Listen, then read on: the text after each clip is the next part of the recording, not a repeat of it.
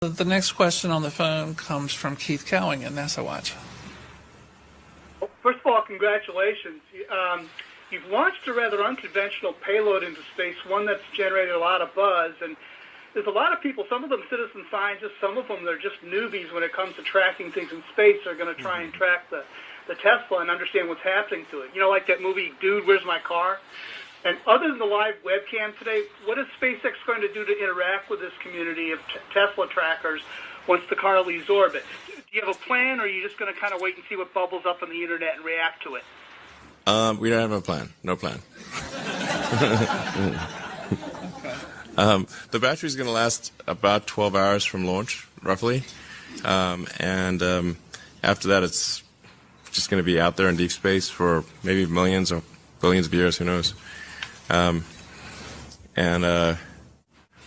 Yeah, maybe discovered by some future alien race, thinking, what the heck, what were these guys doing? Did they worship this car?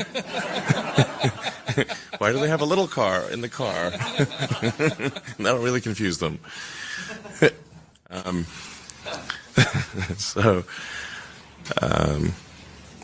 not sure what's going to happen, but I think, it's kind of a fun thing, and I sure hope that next burn works, by the way. But I think this is one of the great questions in physics and philosophy, is where are the aliens? Maybe they're among us, I don't know. Some people think I'm an alien. Not true. Not true. But maybe we are alien. Of course I'd say that, maybe wouldn't we I? are alien. Do you think we'll make contact with alien within the next 50 years? Well, that's a really tough one to say. I mean, if there are super intelligent aliens out there, they're probably already observing us. That would seem quite likely, and we just are not smart enough to realize it. But I can do some back-of-the-envelope calculations, and any advanced alien civilization that was at all interested in populating the galaxy, even without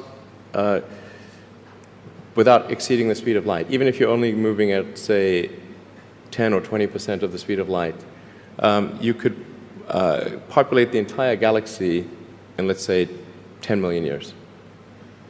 Maybe 20 million years max.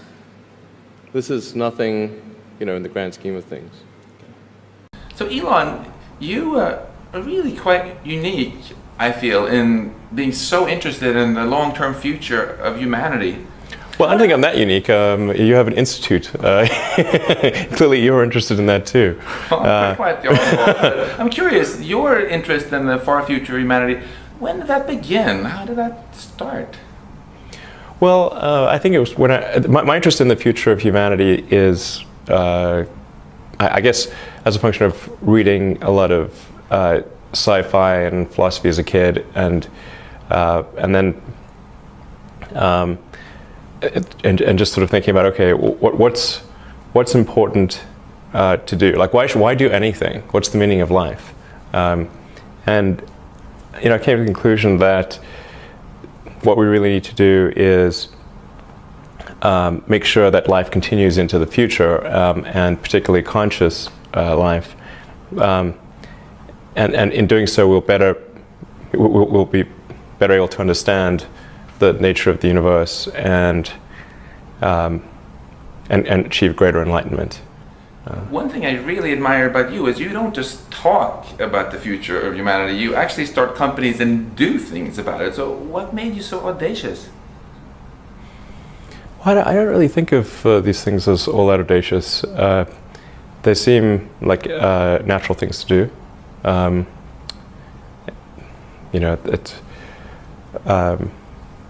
It's sort of more of a long-term optimization rather than a short-term one. I just, not that I think, everyone should be doing these things, but someone needs to do them. So if I see that, well, somebody's not doing this and maybe I could be helpful, then I try to do something in that regard. Weren't there some people along the way though who told you that that's crazy to start a space company or a new electric car company or another solar company? Sure. I mean, there are lots of people that said that the likelihood of failure was extremely high, and that it was a stupid thing to do. And when I started SpaceX, one of my closest friends got a compilation of rocket failures and made me watch the whole thing. And there were lots of people that tried to talk me out of it. And the joke was, how do you make a small fortune in the rocket business? Well, you start with a large one. And I got told that joke so many times that that obviously I knew the punchline, so I just tell them the punchline, and they would look at me like, "Is he serious?" Or it's like, say, "Why did you start a rocket company?" I was trying to figure out the fastest way to turn a large fortune into a small one. That seemed like a good way to go. But the thing is, I already thought the probability of failure was high, and that with that the likelihood of success was therefore low, so this was not new information. I thought maybe SpaceX had, I don't know, 10 or 20% chance of success, and Tesla probably similar. I thought Solar City had a much higher chance of success, but probably still only, I don't know, 50% or something like that. Yeah, I mean, for the longest time, SpaceX and Tesla almost didn't survive. I mean, it came very close to perishing as companies. In 2008 and 2009, with the Great Recession, was an extremely close call. Looking ahead, what do you think are the technologies that are going to have the greatest impact on society? So I think there's probably five categories. Yeah. There's and I'm not even giving a particular order, but